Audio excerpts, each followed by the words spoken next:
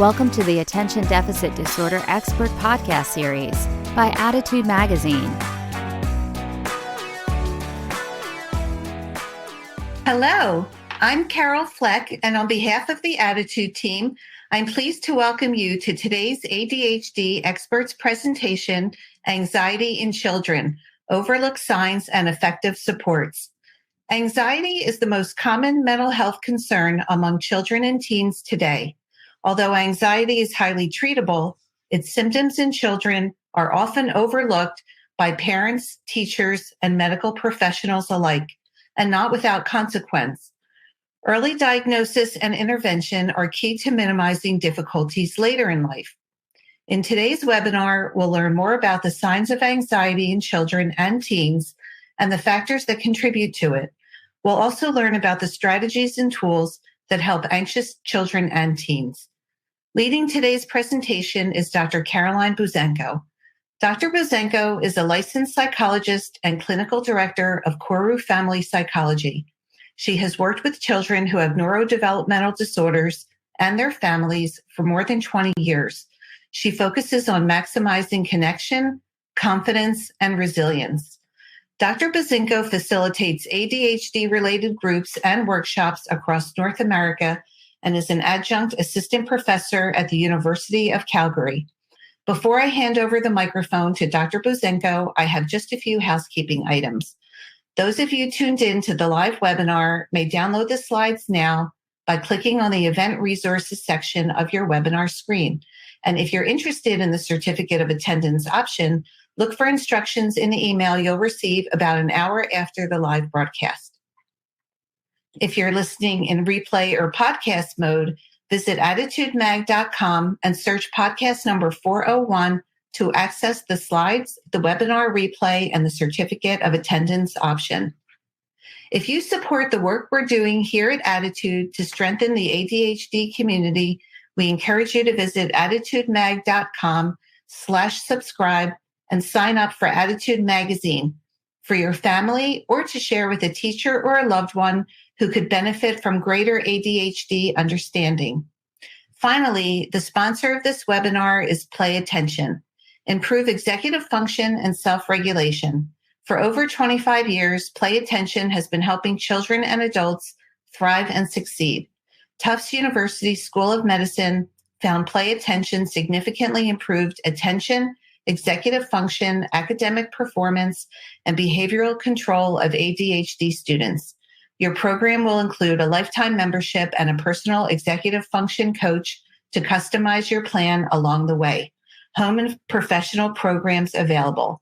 Call 800-788-6786 or click the link on your screen to schedule your free one-on-one consultation. Visit www.playattention.com to learn more. Attitude thanks our sponsors for supporting our webinars. Sponsorship has no influence on speaker selection or webinar content. So without further ado, I'm so pleased to welcome Dr. Buzanko. Thank you so much for joining us today and for leading this discussion. Well, thank you for having me, and thank you all for joining me. I'm so happy that you're all here. This is such an important topic because anxiety is the number one mental health concern amongst our kiddos. I have so much information that I want to go through, and I'm going to try to get through it. I have ADHD myself, so I'm very overly ambitious, and I think I can get through it. We'll see in our short amount of time, but we'll see. You've got the replay, so you can always go back and listen. So here's one really important thing. When we look at anxiety, it's not something our kiddos outgrow. Oftentimes, we'll take our kids to see the doctor, pediatrician, or other professionals, or even just family members are saying, it's okay, it's just a phase, they're going to outgrow it. But it's not something that they outgrow. It usually gets progressively worse over time.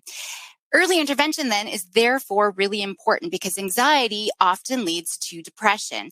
And a lot of our kiddos aren't getting the support that they need over time. And unfortunately, most adult mental health problems, 70%, over 70% of our adult mental health problems actually started in childhood, and they just didn't get the support that they needed. And it becomes a lot harder as we get older. So today I'm going to show you this anxiety compass. It's something that I've been developing over the past 10 years. It kind of gives us a roadmap of the things that we need to understand to be able to support our kiddos and for them to learn the skills that they need to manage their anxiety.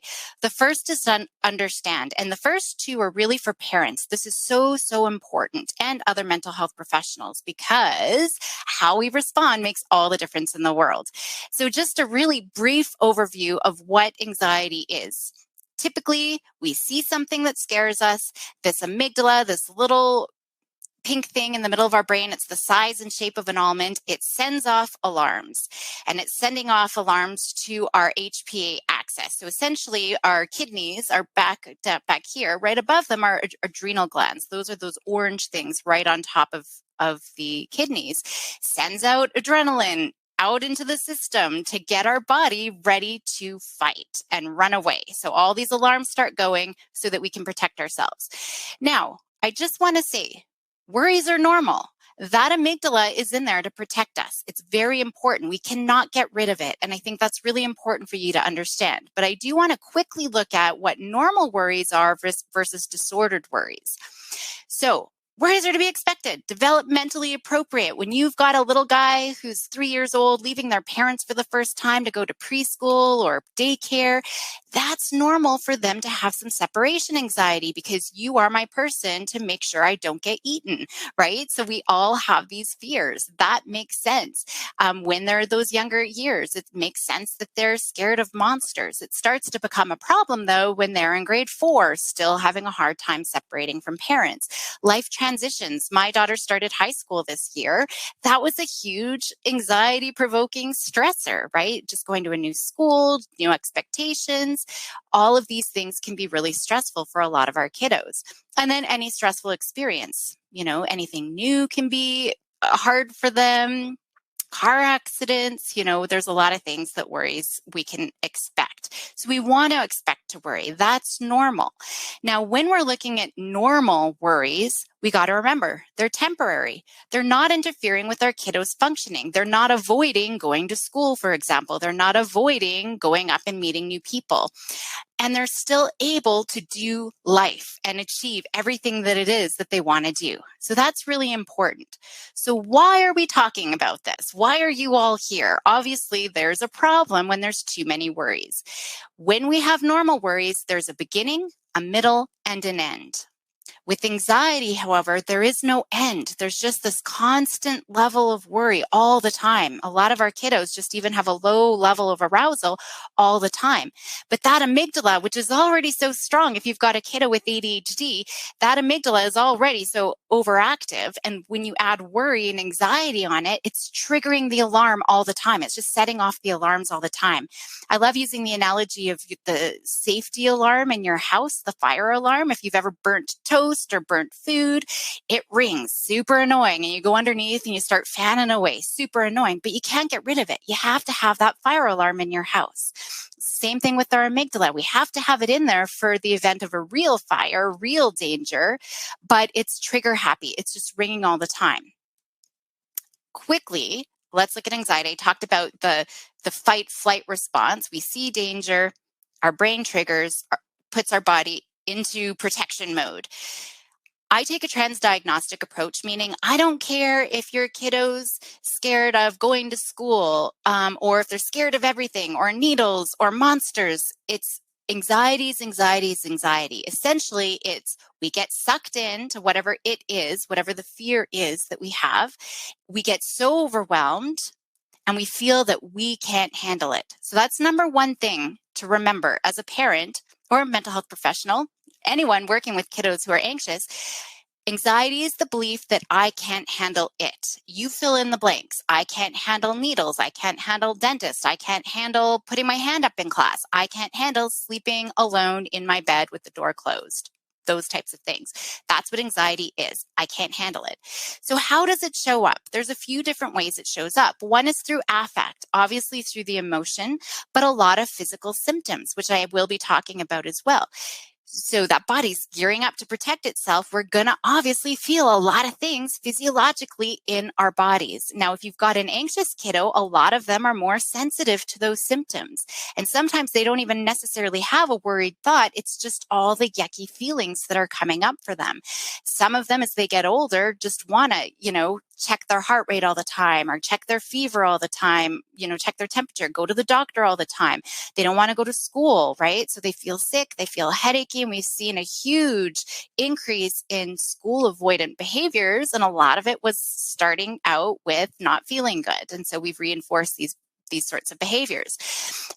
Anxiety shows up in our thoughts, all those big, unrealistic, catastrophic sort of thinking, right? With COVID, I saw so many kiddos who parents still had to leave the house to go to work, and they believed like it was a zombie apocalypse out there. They were so scared that their parents weren't going to come back, right? There was just so much danger. And so they're going into these what ifs. The other thing is with the thoughts is, again, anxiety makes them believe I can't handle it. So they become really dependent on other people. They are clingy. They need you to fall asleep with them. They can't fall asleep on their own. They need you there. So there's a lot of co-sleeping. We also see behaviors. So there's two types of behaviors that we can see. One is internalizing. That's where kiddos are increasing their own distress. They're anxious, they're sad, they could be irritable, maybe their eating is affected, sleep is affected, low self-esteem. They're isolating more and more, difficulties concentrating. Oftentimes it can look a lot like ADHD, which I'll talk about in a second. And it's even worse if we already have kiddos with ADHD. The other piece is externalizing. So these kiddos who engage in these behaviors, they're increasing everybody else's distress because they're lashing out. And if you think about it, if you have ever stubbed your toe or hit your head on something, you've probably sworn, right? You swear and you're, right? You get aggressive. That's the pain part of the brain that's triggered. And when our pain part of the brain is triggered, we lash out. And so this is really important for you to think about. I'm often asked about the difference between ODD and anxiety. And I will say, I don't actually believe in ODD. And I'm sorry if you've got a kid with ODD, because I know parents are like, but if you knew my kid. But oftentimes it's anxiety, anger, aggression. Those are secondary to fear. And so it's usually fear. They're lashing out. They're trying to protect themselves. And so if you think about if my kiddo is feeling like he needs to defend himself, he's not feeling safe, there's pain, you're probably going to respond very differently than if you think he's being manipulative, disrespectful, aggressive, and all of those kinds of things. So it's really important to understand. Now, anxiety limits learning. It takes up so much brain power to be able to cope with all of these worries. And our brain is racing. With ADHD, they're already having a hard time with their executive functions. So they can't concentrate. They can't follow instructions. They can't transition between things. It's really hard. Guess what? That looks exactly like ADHD. And so what ends up happening is there's a lot of superficial learning. So maybe something they learned yesterday, they can't remember today, which can be really frustrating for teachers and for parents. Or even just 5 minutes ago, dude, you just did it 5 minutes ago. Why can't you do it now? Well, it's kind of like Swiss cheese, right? What actually grabbed on? Because that amygdala is so strong, it actually cuts off our prefrontal cortex, which is important for learning and organizing and all the things that we want our kiddos to do. It limits executive functioning, which we already know is impaired for our kiddos with ADHD, but we see increased difficulties with attention, distractibility, impulsivity, difficulties organizing and planning, just getting started on things, sustaining their attention and effort to finish things, persistence. I will often ask kiddos a riddle in my office. That's one of the first things that I'll do is ask them this riddle that's really hard, but they only need to ask me 5 yes/no questions. And so many of them just start crying. That executive functioning part of their brain just shuts down. I can't do it. And so we see a lot of these things. Now, even though anxiety is a big problem and so many of our kiddos are suffering from anxiety and we've seen a huge increase since COVID, it can be prevented. And it's the most treatable disorder as well. And so that's really important. I don't want to get into too many causes because we're all predisposed to anxiety. We are ancestors of anxious people. So we're just all, we all have an amygdala. We can all be predisposed. There are a lot of stressors, though, in our kiddos' life. Now, a lot of these things are similar from generation to generation to generation. We've all had to deal with parents. Most of us have had to deal with teachers in school and all of those sorts of things. So I think it's really important to think about, there are some generational stressors, but here's the thing. This generation, our Gen Zs and Alphas, we are seeing way more depression, way more anxiety, way more self-harming behaviors and suicide than any other generation. And so I am going to talk about one significant stressor, even though there's lots. I'm going to talk about one significant stressor. And that is devices, social media, everything that they can access online. They have a crisis-saturated world at their fingertips. Little kids, I hear them talking about the Ukraine war, right? And yes, there's been war in the past, but you didn't hear it. You couldn't just say, hey, Google, what's happening in the world today, right? It's at their fingertips. They're seeing so many things. And a lot of our kids and even teenagers, they have this magical thinking. They have such a hard time. Their brain has a hard time processing and even realizing, okay, a tsunami is happening on the other side of the world. It's hard for them to separate that that's not happening here. And that amygdala can't tell the difference between seeing a real danger and just thinking about it. And so they're actually just making themselves more stressed out. And when they're seeing this crisis saturated world, that's just making everything so much harder. No exceptions. We've seen within the research, all screen time is linked to less happiness. We see an increase in loneliness, an increase in depression, suicidal thinking, anxiety, everything. And I'm going to tell you guys, we've got this shared delusion with social media, and especially during COVID. Well, my kiddos need to have their phone and their devices and social media accounts so they can stay connected with their friends. That's not true. I actually have a high school daughter. She does not have a single social media account. And she's thriving. They do not need it, but we get sucked in and we get addicted to it. And it's even worse if there's anxiety and ADHD, that they're not able to regulate any of those. And we're actually seeing those kiddos, the more time they have with screens and social media, they're actually more isolated because they're not connecting, they're following, they're scrolling, they're feeling like they're missing out when they see everybody else has this big happy life. So there's so many things. I mean, that's a whole other webinar in and of itself. Oh, I missed a one. Everything is worsened if we've got a techno cocoon, meaning if they have a device in their bedroom, we're making everything worse. So again, that's a whole other topic. I don't want to spend too much time there because there's a lot. What we do need, so that's one piece that we do have control over, and that's the only reason why I wanted to bring that up, because it does contribute to anxiety quite significantly. But what are some other things that maintains anxiety? This is so important for you guys to know, because unwittingly, we are making our kiddos' anxiety worse, even when we think that we're trying to help them. Usually our best intentions. It's kind of like there's a Seinfeld episode, Opposite George, where George decides to do everything against his intuition. And that's kind of what parenting is, especially when you're parenting an anxious child. Probably what you're doing is actually making anxiety worse. Kids learn anxious behaviors from the important adults in their life, including parents. So there's a couple of things that we do. Catastrophic language. Safety language is fantastic. Hey, kiddo, lock the door behind me. Don't answer it for anybody. Period. That's all we need to say. But we add the catastrophic language because otherwise someone's going to come in and they're going to steal you and steal all our stuff, right? Good safety language. Hey, kiddo, throw your seatbelt on. We add the catastrophic language. Otherwise, you're going to go flying through the windshield, smash your brains in, and be brain damaged for the rest of your life, right? We add that catastrophic language. No, it's the most dangerous word in our language because it releases stress hormones in your brain and the kid's brain. And so that can be a lot of anxiety. And then now we're fighting, right? We're getting into a fight. Being too strict with our kiddos creates a lot of stress, a lot of anxiety. And it's not even this kind of strictness. It's even, hey, kiddo, can you just make sure you put your cup up against, it doesn't spill over the edge? Hey, kiddo, can you make sure you put your shoes away? Hey, kiddo, can you hang up your scarf? Hey, kiddo, can you get out your homework? Hey, kiddo, they're just getting so much corrective feedback. And our kiddos with ADHD, they get more, by the time they're 12, 20,000 more pieces of negative feedback than kids without ADHD. And so that's very anxiety provoking. Everything, 95% of what's coming out of adults' life is corrective feedback. Or on the other side, we're always softening the blow.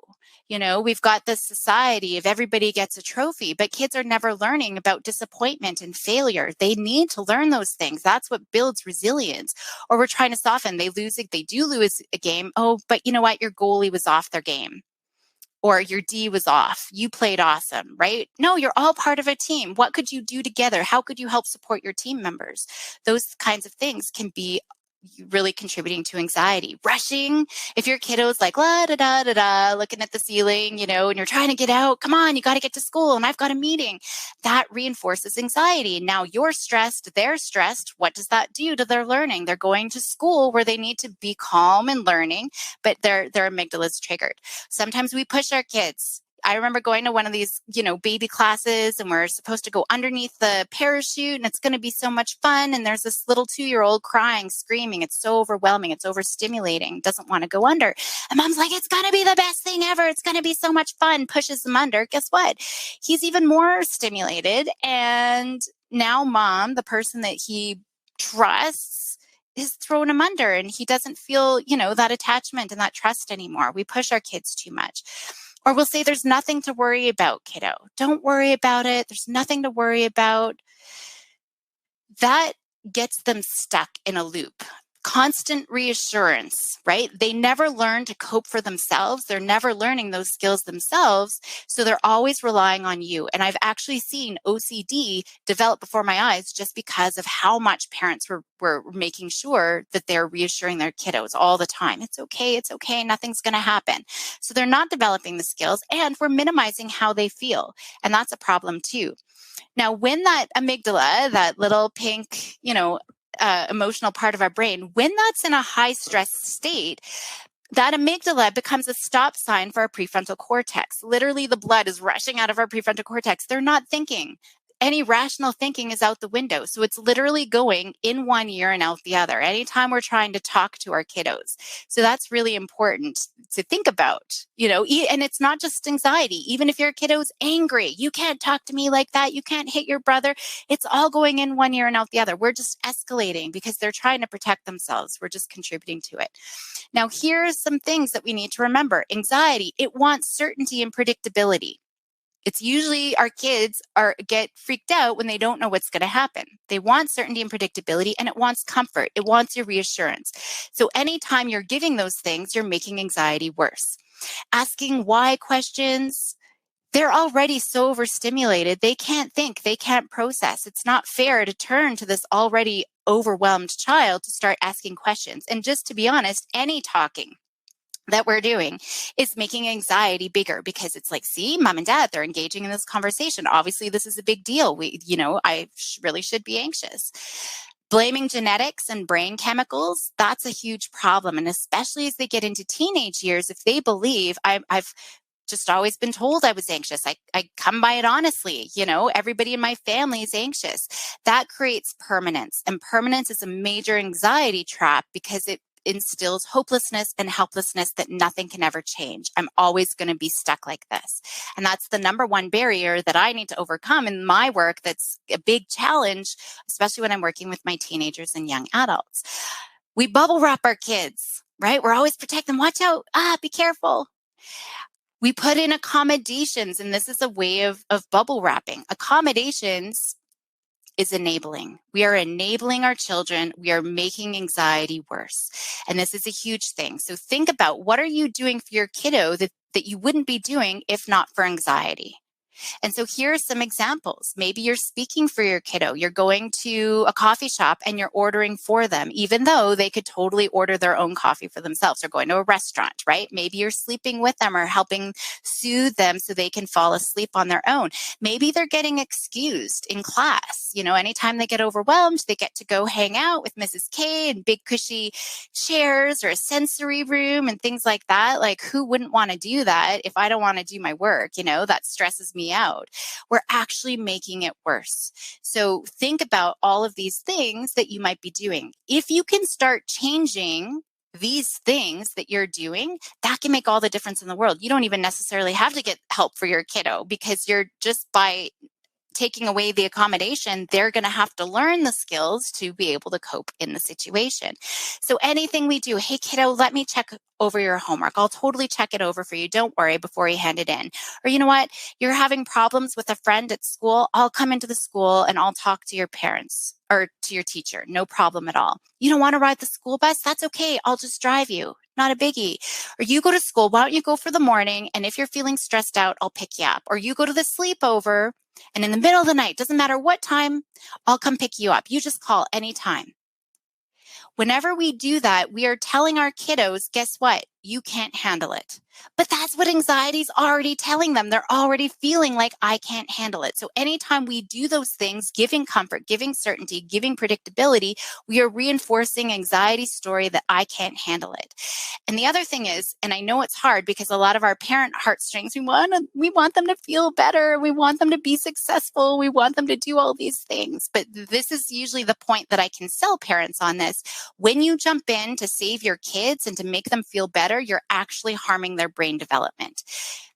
It's cutting off their ability to make the networks, to problem solve, to cope, to figure things out on their own, and it ingrains that anxiety. And we're actually making our kiddos more vulnerable because they don't have opportunities to experience the stress, right? So their confidence, their resilience, it's stunted. And so one of the things that we really need to do is watch out for these dependency traps that we're creating for our kiddos. One more hug, 2 more hugs, 1 more kiss. I actually do a parenting podcast with my husband. And just this week, our episode was called, How Did We Get Here? Because oftentimes it's little things. We'll give 1 more kiss. Okay, kiddo, you can come sleep with me one night, just one night. And we do these little things. And then all of a sudden, it's an hour-long process to get our kiddos into school. Or all of a sudden, they're sleeping with us full time and it doesn't go away. I have so many teenagers and even teenage boys who are still sleeping in their parents' room. It doesn't go away. So we really got to watch out for these dependency traps. And it usually starts with those small things. Okay, 1 more thing. So what do? Anxiety is a family problem. Anxiety is a family solution. So we want to make sure that we are working as a family and first changing how we are accommodating and responding to anxiety. So that's the first part. That's the most important part. Look, we're already almost done. And I only got through one part of the compass, but that's why. The second piece is connecting. How we respond is really important. We have to become emotion coaches, just like a coach or a violin instructor, piano instructor. They can't go up onto the stage for the kiddos or out onto the field or ice to play for the kiddos. They are there for support. And that's kind of what we need to do.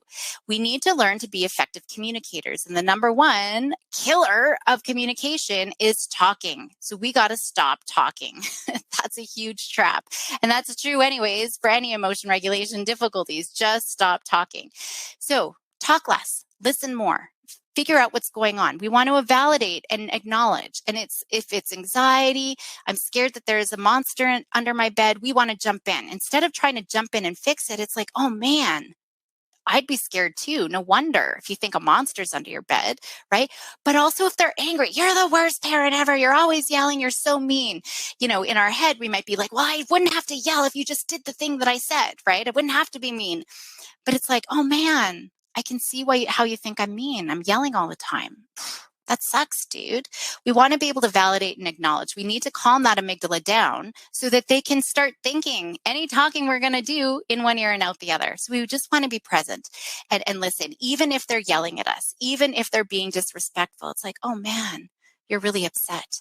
Later on, you can have the conversations if you need to, but they probably know what you're going to say anyway. Anytime I have kids come in and parents want to start in on a lecture, I stop the parents and I say, kiddo, what are your parents going to say in this lecture right now? And almost verbatim, kids know exactly what their parents are going to say. They've already heard it, but they're having problems in that moment. They're hurt, they're pained, that they don't feel safe. And so we need to create that safety. Those are the first 2 pieces. Literally, if you could just take those 2 pieces and learn to respond differently to your kiddos, that's going to make all the difference in the world when it comes to anxiety. The rest of the compass is really the kid skills. So I'm going to fly through this piece because I really want you working on those first two, but I'll give you an overview of this. Because we're asking kiddos to do hard things, we need to make sure they're inspired. We got to get their motivation. And especially if you've got a kiddo with ADHD as well, right? We know that external reinforcement is really important. We need that confidence over their anxiety. Why is this important to you? I'm not going to go into that too much more, but we want to make sure that they've got the buy-in. Then we want to externalize it and expose it. That's why blaming genetics is so problematic. They think it's inherent within themselves. And a lot of our teenagers they get their identity all wrapped up in, I'm anxious and I'm never going to change. So we want to externalize it. We want to pull it out here. You're not your worry, right? It's just like a medical diagnoses, diabetes. Once we can name it, we can tame it. We know exactly what it is that we need to do. So it's the same thing. I love using gremlins. This is our gremlin. Now we can work as a team against this trickster gremlin, this trickster amygdala.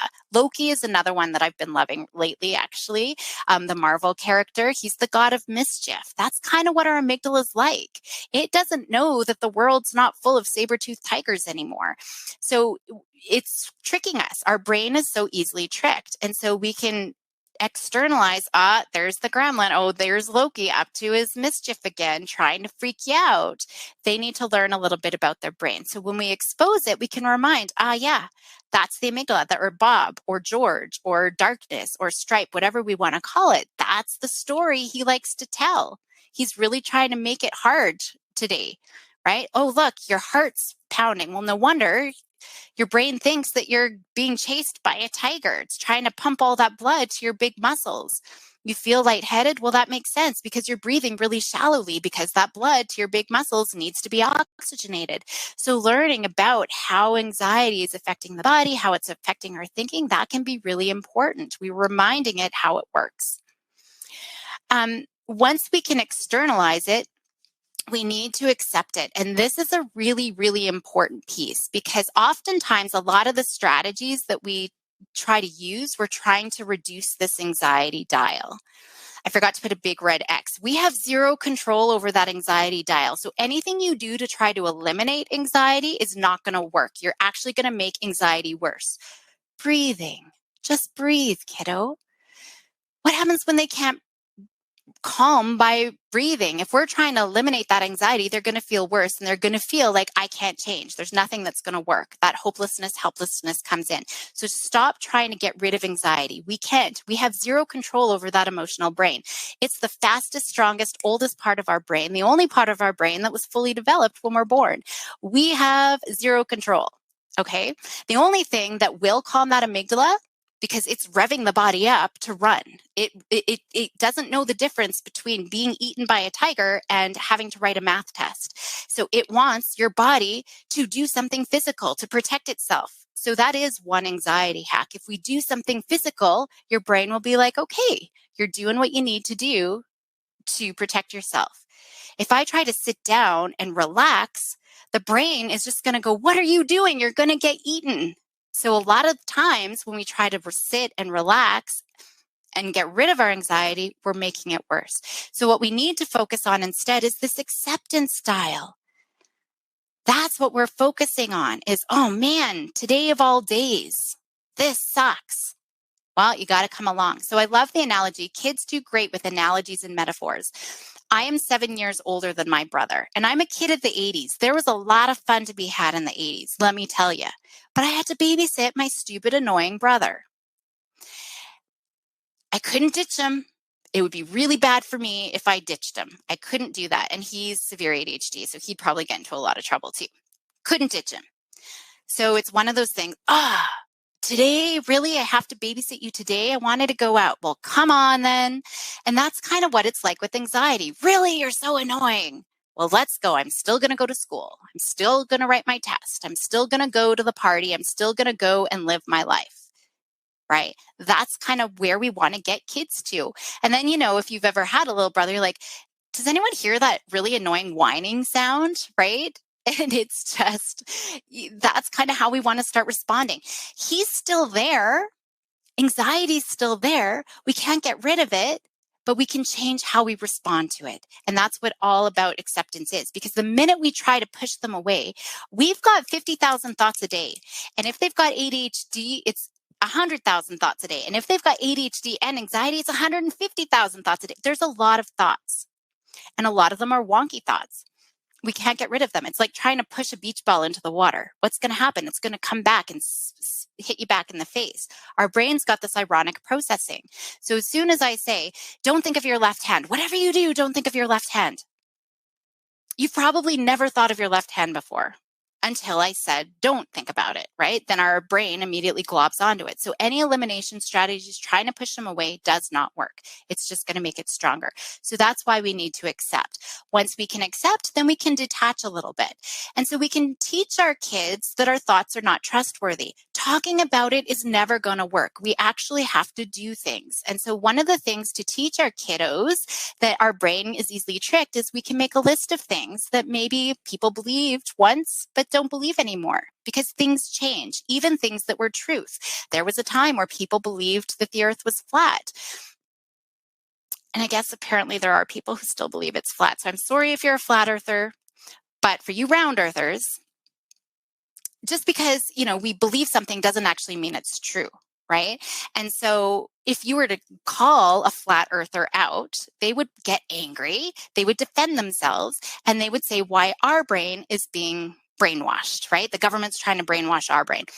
So anxiety is kind of like that. Anxiety is kind of like a cult leader, right? That just wants to suck us in. Nobody knows when they're in the cult. And so this reverse hypnosis happens. That's where we get sucked in with all the reassuring and things like that. But things change. Just because we believe it doesn't mean it's true. So quickly to yourself, how long do you think it takes for gum to digest if you swallow it?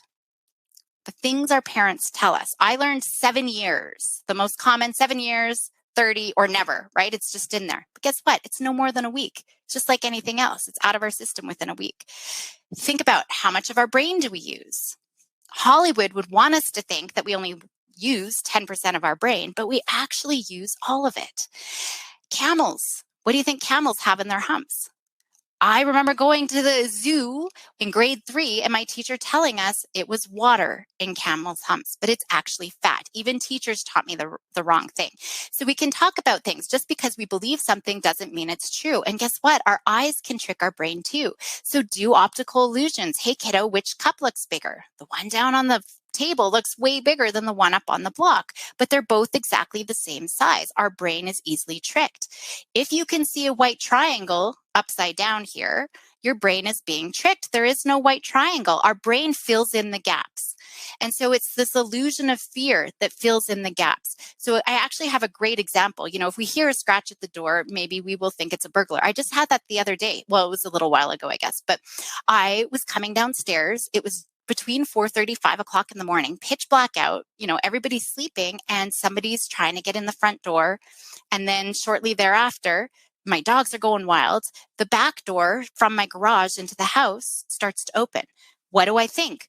Burglar. Someone's trying to break into the house. So I run upstairs to tell my husband somebody's breaking into the house. He did nothing. He kept sleeping. I ran back downstairs. I have no idea why I did that, but it ended up being my little girl. So immediately our amygdala cuts off our prefrontal lobe, even anxiety experts, right? I immediately fill in the gaps. And we fill in the gaps with a conspiracy theory. Something bad is about to happen. But I forgot. I knew she had a sleepover, but I forgot she had a practice early in the morning. So she had to come home, get her gear to be at practice for 5:30. So, we fill in the gaps. Now, here's the next most important thing. Really fast and furious. How you respond, that's the very important. And how you respond is going to help this dare and defy. Because a lot of kids avoid. I can't do it. Even the riddle. I can't do it, Caroline. It's too hard. I can't even think of a question. I can't go to school. I can't do this. And especially if there's ADHD, that persistence can be really hard. They avoid. But we got to do things differently. Anxiety and worries, they become a disorder when we do what anxiety wants. And anxiety wants us to avoid life. Our brains are built to be anxious and depressed. So it is very happy if we were at home in bed with covers over our head all day, right? So we got to get out there and stretch our comfort zones. And that's what this is all about. 90% of what kiddos learn is through experience. Talking about it, telling them not to worry is never going to change their brain. We want to rewire their brain. The speed of recovery, their ability to manage anxiety directly relates to their willingness to feel anxiety. And so that's the third dial. We've got our acceptance dial. Come on. It sucks that you're here, but I'm still going to go to school and I'm willing to be uncomfortable. I'm willing to feel anxious anyways. If they're willing to feel anxious and do life, they are going to be successful. They're going to learn how to cope it. So this is the goal, is building their worry tolerance. And as soon as you swoop in to try to fix things and reassure them, you are breaking that down. They're never learning this skill. So they need to learn to face their fear without safety behaviors, without one more kiss from you, without their little stuffy. Just like sports guys, their lucky red sock. Can't go play my game unless I got my lucky red sock. The red sock has nothing to do with it. So we want to leave those at home to show you, hey, you can go still win your game without anything bad happening. They can see, hey, it wasn't so bad. Or it was bad. It was just as bad as I thought. Everybody did laugh at my new haircut, but they still handled it. Even if the bad thing happens, I was still able to handle it. I'm still living another day, right? And that's really important. So when we look at anxiety, they need resilience, and resilience needs opportunities. So we want to give our kiddos as many different opportunities as we can, lots of different experiences. As soon as my kiddos were able to start flying by themselves at 8 years old, guess what? They did. And maybe we don't have the means to let our kids go on a flight by themselves to go see grandma and grandpa. But I tell you, my little one, when she first went, it was all these questions. Us answering their questions is only answering their filling their answer bank. We're not actually helping them cope. So the best answer when they've got all these questions, who's going to be there? What time are you going to be home? What's going to happen? I don't know, kiddo. I don't know if someone's going to break into our house tonight. I don't know if a monster's going to eat you tonight. I don't know what's going to happen on the airplane, where you're going to sit. I don't know, but you let me know. You go figure it out and come back and let me know. And so when she went, my little one, when she flew to grandma's, it was all this fear and all of these questions. But on the way back, she was like, I got this. Hey, pilot, like, how's it going? Hey, air stewardess, can I just have, and she did her order. I want the snack box and a Kit Kat and a little bit thing of Pringles, right? Like, she knew what to order. She knew it. They learn through experience. And that's true for anything. I know that you are wise. I know you've had wonderful life experiences that you want to share with your kiddos. Well, even today, it's supposed to snow here today. In May, it's unbelievable. But my kiddos wore shorts. I know that's probably not a good idea. But me to tell her that it's going to go in one ear and out the other. Yeah, mom, it's fine. Because yesterday it was 70 degrees, right? Yeah, mom, it's fine. Well, she's going to learn. Okay, mom, maybe you're right. So they need to learn their own experiences. That's so important. So we want to give them lots of things. And, one of the things that we do as parents is we instill perfectionism. So if you celebrate Christmas and have a Christmas tree, I see a lot of times where there's the kid tree. They can decorate however they want, kind of back in the corner, but then the one that's shown to everybody, the beautiful one, I only touch that.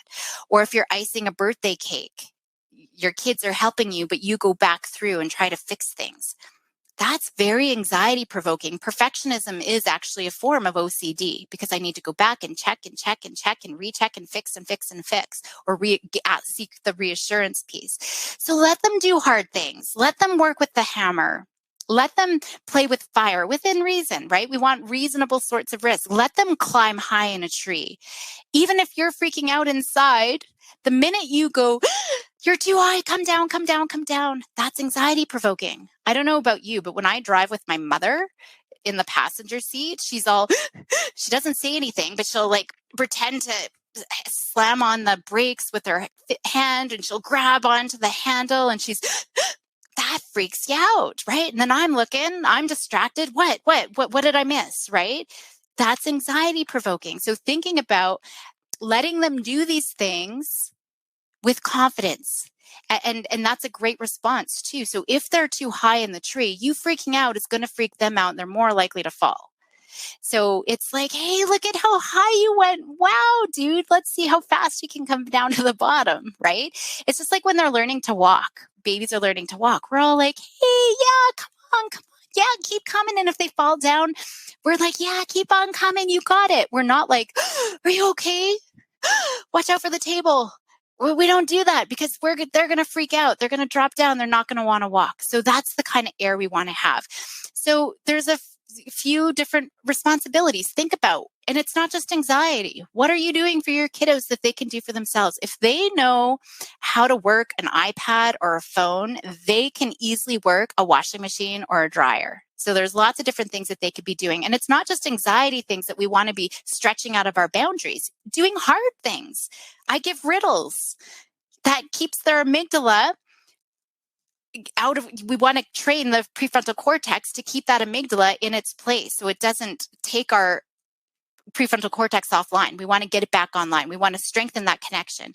And doing hard things every single day is the way. So I would make it a rule. Do something hard every single day. And as a final note here, if you are doing good as a parent, your kiddo's probably doing good too. So if your kiddo's not doing good, take a look and see what you need to do for yourself first, because we do see a huge, especially with anxiety. If you've got a lot of anxiety, it's going to be so much harder to help your kiddos with anxiety.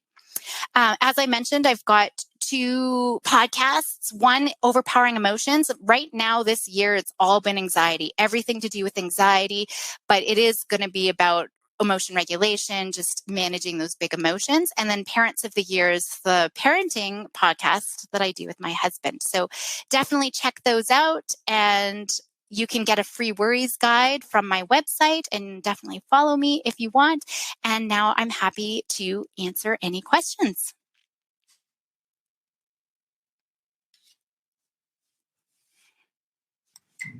That was terrific. The information was just great, and we got a lot of great questions. Good. And let me just, before we start the Q&A, I'd like to thank Play Attention once more for sponsoring this webinar. And now we'll get to the questions. How can you help a child who's convinced they can't handle something or they can't learn the skills to handle it? We have to show them otherwise, right? And so we're not going to tell them. There's a few different things. I think it just depends on what it is. Let's say it's writing. I'm just going to take something super easy. I can't write. I like to break it down in parts because one of the thinking traps, and I actually like to create henchmen. So we've got our gremlin, but they work with all of these other mischievous guys. And they're this thinking trap. So one is permanence Pete. Right? I can't do it. I'm never going to be able to do it. But if we break writing down, we put writing up here. Well, can you write your name? Well, yeah, Caroline, I can write my name. How about the letter A? Well, yeah, I can write the letter A. Can you copy this sentence? Yeah, I can do that. So we're starting to show them, we're just asking them questions. We're not telling, never tell. We want to ask questions to get them thinking, well, yeah, I can do all of those things. And I like actually making them into different colored boxes because all of a sudden, if red is what I can't do and blue is what I can do, they see all of these blue writing boxes of all the things that they can do. And so that's one way for them to start realizing, oh, wow, I can do that. I didn't have this in this presentation, but another thing that I like doing is having a Venn diagram. So 3 circles that are overlapping. And on the right side, you're going to have success. So things that you can do now that you couldn't do before, maybe riding a 2-wheel bike, learning to read, riding a scooter, playing a video game, right? All of those things you're going to write in pen. Over on the other side, the far side, those are all the hard things. Put them on a sticky note. And I would have different kinds of sticky notes, right? Because it's temporary. We got to show them permanent Pete or permanent Paula. It's just a thinking trap. So we put the hard things on a sticky note. And then what are we going to work on, bud? We're going to move whatever's hard into the middle circle. That's our working on circle. And they're going to work on it and they're going to practice. And maybe we're going to scaffold and we're going to create small things. If it's learning to write an essay, we're going to start with learning to write a sentence successfully, building up that success. Once they feel successful, guess what? We can put that over and write it into the success. So the visual support is going to be really helpful because that amygdala is right next to our hippocampus, which is our memory store. So we remember our fails and our fears and all the bad things that have ever happened to us. We don't remember our successes. So having something visual to help remind us of the successes that we've had and to see the progress we're making is so important. I could talk about that a lot more, but those are two quick little things that I would say. Okay. So we have a few questions, different versions of the same question. Where's the line between supporting and enabling? And you did talk about this, but yet we're still getting questions, and people are seeking some additional information and perhaps examples. Yeah, so we definitely want your response should be supportive and confident that they can do it. So the supportive is, oh man, that amygdala is really freaking you out today. You don't want to go to school. Oh man, no wonder you feel sick because your food, your tummy doesn't want to digest when it feels like it's, getting eaten by a tiger. So it throws acid into your stomach. That makes sense. No wonder you feel sick. So we're supportive, we're empathizing, we're reflecting. So we want to make sure that they feel heard, that we do, because they're just going to hold on to the anxiety. You don't understand me. Nobody's going to get it. I'm going to hold on to it. So we want to make sure they do feel heard and we understand their perspective. Oh, dude, the monster, he's back again. Right? We want that. Then on the confidence side of things, well, let me know how school goes today. Right? Or let me know in the morning if you got eaten by a monster. But there's other things, obviously. There's some skills that we need to make sure that our kiddos know. We need to make sure that they're bought into the plan, but that's it. I know that you can handle the situation. I don't know how it's going to turn out. I don't know if you're going to get eaten by a monster. Maybe there's some things we do know, but we've got to be careful because I've heard parents say, dude, nobody's going to break in. Everything's locked up. And then the house gets broken into. And guess what? Now the anxiety's gone through the roof. So we want to make sure that we're not promising and making that predictability. I don't know, but I know that you've got the skills to handle it, that you're going to figure it out and you come back and report to me. So a specific example, well, I mean, maybe it is going to school. I'm so scared that I'm going to throw up. Right? Oh man, well, that makes sense because this is what your body's doing. Okay, so you go to school, you let me know how it goes. And we'll put a big X, a big X at the end of the day. If you don't throw up, we'll put a big X on the calendar so you can see whether or not you threw up. We can't convince them that they haven't thrown up in 572 days, right? So that's going to be really important. You let me know how it goes. And I don't know if you're going to throw up. Like those are the kind of pieces. Okay, that's a great answer. Very helpful. Another question is if they're already in college, is it too late to fix this? No, not at all. Not at all. Actually, in the teenage years, young adult years, the brain is at its most efficient, most powerful. It's a great time for them to be learning things. But it is also a very vulnerable time for the brain because anxiety can be ingrained. But even adults, they can learn how to do it. It's just harder. It takes a little bit more time. But even at the university, their brain is still really powerful. So no, earlier intervention is important, certainly, but we can always still work on it. The biggest barrier that I find with the older kiddos, like I had mentioned already, was just that sense of permanence that nothing is going to change. I'm always going to be like this. And so there's going to be some precursor work just to get them understanding, hey, I can change my brain. I can change my IQ still, especially in those teenage, early adult years. I can change my social brain. I can change my math brain. I can change my anxious brain. Someone asked, COVID fear is real and it's affected so many. How do you help a child when his or her anxiety is if the what ifs are valid of a fear? Yeah. So COVID, that's why we've seen such a huge increase with COVID. If you've got a kiddo with diabetes, if you've got a kiddo with food allergies, oftentimes we get sucked in with the what ifs because there is a real big what if. So there's reasonable safety behaviors. A reasonable safety behavior is wash your hands before you eat, right? Well, wash your hands after you've been in a public place. We want to make sure that we're definitely doing those things. It becomes excessive, though, every time they touch anything, even in their own home, they're constantly washing for 20 minutes, and then they turn off, and then they get freaked out again. They start washing their hands. So when it goes to excess like that, I think that that's really important. So it's looking at what their feared outcome is. What is it that they're worried about? I don't care about the trigger. We don't need to get caught up in what those triggers are, but understanding that I can handle whatever that situation is that I'm scared about and what I fear. And they don't necessarily know the fear. It's just the discomfort. And I imagine with COVID, it's just the uncomfortable feeling that comes. They're not actually necessarily scared that someone's going to get sick or die. If they do, then that's okay. We can work on that. But it's being able to, through experience, go out and try different things that are anxiety provoking. And maybe it's not necessarily COVID related at first, because they're probably anxious in lots of different areas. Can they go into a convenience store and get their own chocolate bar while you wait in the car? Can they go ride the elevator by themselves downstairs while you take the stairs? So you're looking for other opportunities first for them to be able to expand that confidence is going to be really important. Okay. A woman asks, her son is almost 8. How do you know which is more important to treat, ADHD or anxiety?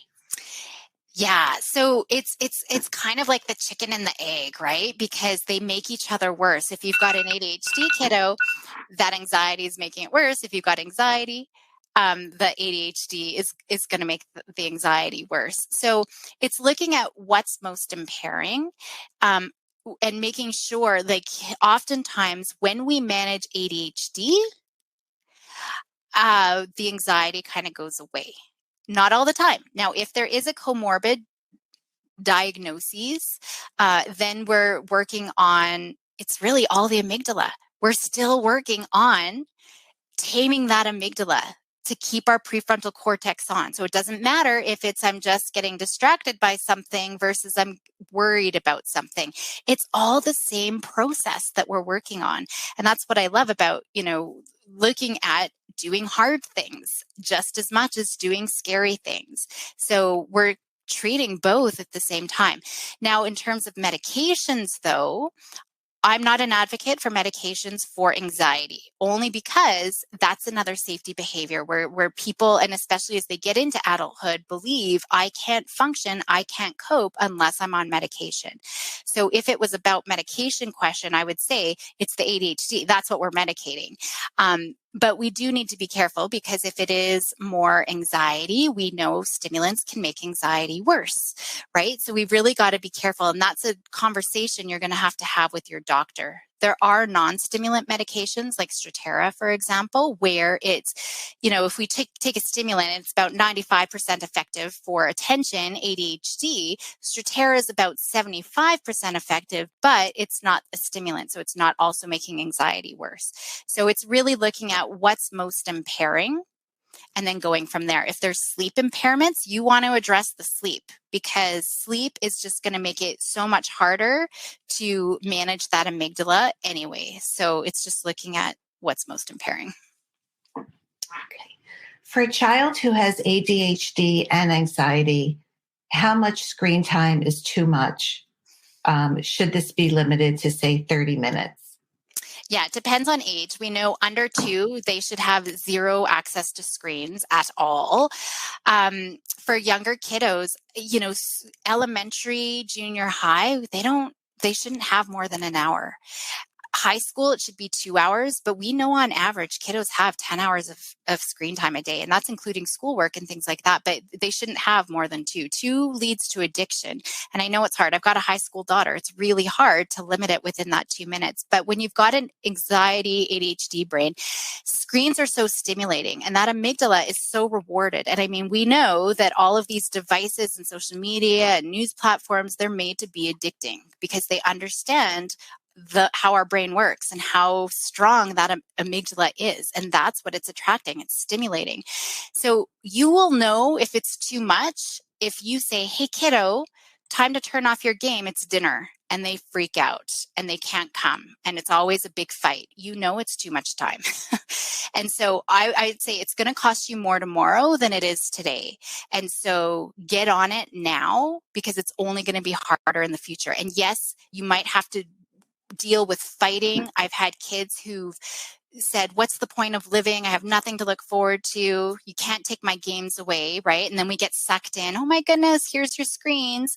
But we don't want to do that. So you might have a few days, maybe even a week of a real hard time of behaviors, but it will get better. So I think that that's important. There's always that extinction burst, right? Where the behaviors get worse before they get better. So get on it now. I'm an easygoing parent, but screen time has been my number one non-negotiable from the time they were little.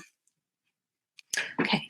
And we have time for one more question. Any recommendations for addressing anxiety when you're in a rush? For example, when you're late for school. Yeah, that's always so hard. So you got to figure, there's a couple of things here. One, you want to collaborate with your kiddos. Hey, kiddo, how can we have a great morning, get out the door on time tomorrow, getting along, happy, calm, right? So you want to try to create a plan with them. That's going to be really important. And then in the morning, again, hey, what's our plan to get out the door today? Now, here's the thing. You got to think about what's affecting you and let everything else go. If their hair is atrocious, they're still wearing pajamas, their teeth aren't brushed, if that's not directly affecting you, you got to let that go. What is directly affecting you is if you are driving them to school and you are going to be late. Right? So in my house, maybe not all kids have this luxury, but my girls, they know if they want to ride to school, they have to be in the car by 8:30 before all four tires, and they both have ADHD. So I literally say all four tires have to be off the driveway. It's time. Our kids don't see time, right? They don't understand that. So when they know all four tires are off the driveway, mom's not driving me. And I've literally waved as they're running out the door because all four tires. If two are still on, they can still get in the car, right? And so I don't care if their teeth aren't brushed, if they haven't eaten breakfast. I know it's a challenge. So you got to figure out what your non-negotiables are. Our kiddos with ADHD, breakfast is important, right? Because we already know they're probably not going to eat their lunch because of the medication. So you got to know what your red lines are. You are probably going to still have to help your kiddos, just make sure that gets done, but let them be the boss of everything else. Making their bed, is that even important? Right? So it's just kind of prioritizing what's actually important, letting them be the boss and kind of see how it goes, but collaborating with them is important as well. Dr. Buzanko, thank you so much for joining us today and for sharing your expertise with our ADHD community. Make sure you don't miss future Attitude webinars, articles, and research updates by signing up to receive our free email newsletters at attitudemag.com/newsletters.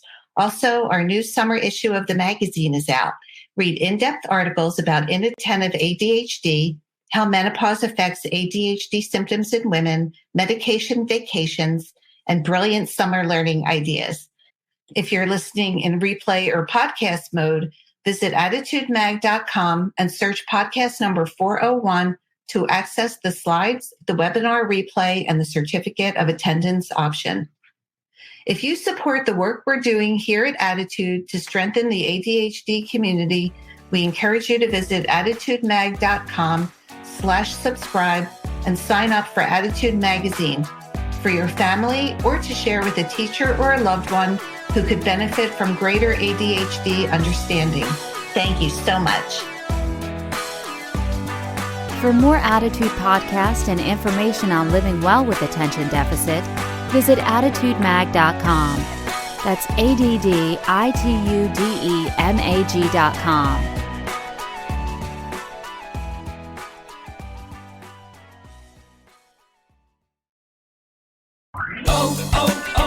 O'Reilly. You've got questions? O'Reilly Auto Parts has answers. Need a pro you can trust? We've got that too.